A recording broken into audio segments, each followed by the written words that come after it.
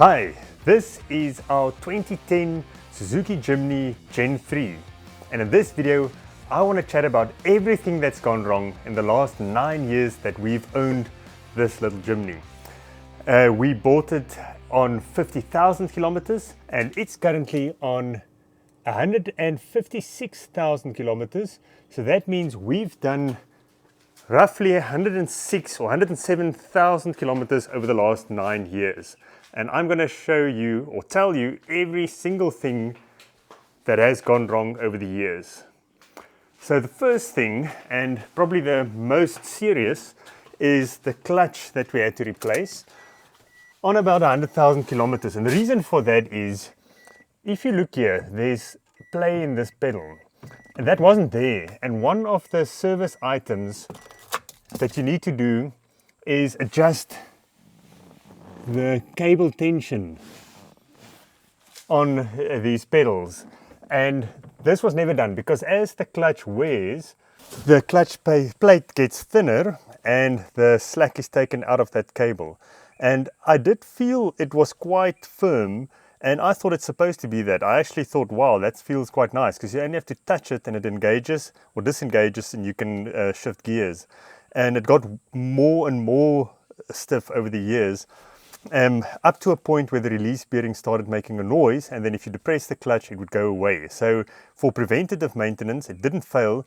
I had it replaced. I don't have a lift, so I had it replaced. That was one of the only jobs I've had done and that I didn't do it myself, because I serviced the car myself. And now I know, because that's just something I overlooked. So if yours is stiff, have it the tension checked. There has to be at least a centimeter of play there. The next thing is the horn stopped working. So it was intermittent at first, but now there's nothing. And this sort of coincided with the alarm that kept going off also intermittently, so every now and again.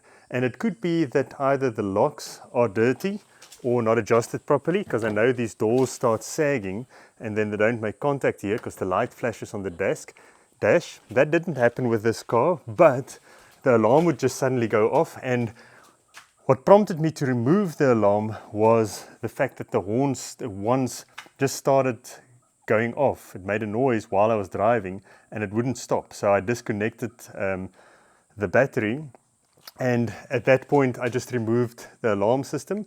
The horn did work afterwards, but now it stopped working. So that is something that I still need to fix. And also, yeah, it doesn't have an alarm anymore, so we open it now with the key. And that brings me to the next problem. Because we have to lock it, open and close it like this, you'll see that there's some play in this key. So it's starting to come loose there on the inside. I've already taped it with duct tape, which is not ideal, so we are very careful to grab it like this, but at some point this key will fail. So one thing that I'll probably do at some point is to fit an aftermarket central locking, just so that we don't have to use the key. I'm not too worried about the alarm. Then on the interior, one thing that broke off quite early was this little knob here. Now it just turns in like this one. It's almost like a little mushroom, and it's still in there. It can still turn in and out, but the top bit just broke off from tugging on it. But it still works fine. But yeah, that's something that I might have to replace at some point. This is missing. And then a few things that broke very early on. A rock hit this light here. It's 2,000 Rand. That's about a little bit more than $100 US. So I just left it. It should look like this one. So at some point I'll get an aftermarket one. I hit a pole with this, one of our own poles like that, reversing out the garage. So I broke off the mirror, and I also broke off this little aerial, because you have to pull it out by hand, and if you reverse under trees, it snags and breaks off. So I replaced that myself I also replaced the mirror. The insurance paid for it, but it was an easy job to replace it. So those are obviously not the car's faults. So the only big thing that really happened was the clutch that needed replacing. It was my own fault. Because I serviced the car myself, that was one thing I overlooked that I didn't see in the service manual. It's super easy to service this car yourself. The only other thing that I've taken it in for was to flush the brakes because I wasn't feeling like it, and I had to replace the alternator belt and I couldn't get it tight enough. So instead of just struggling myself, I just took it in while I bled the brakes and asked the mechanic to do it. But apart from that, I've done everything myself over this, so that would have been about 10 services every 10,000 kilometers. The car's never let us down.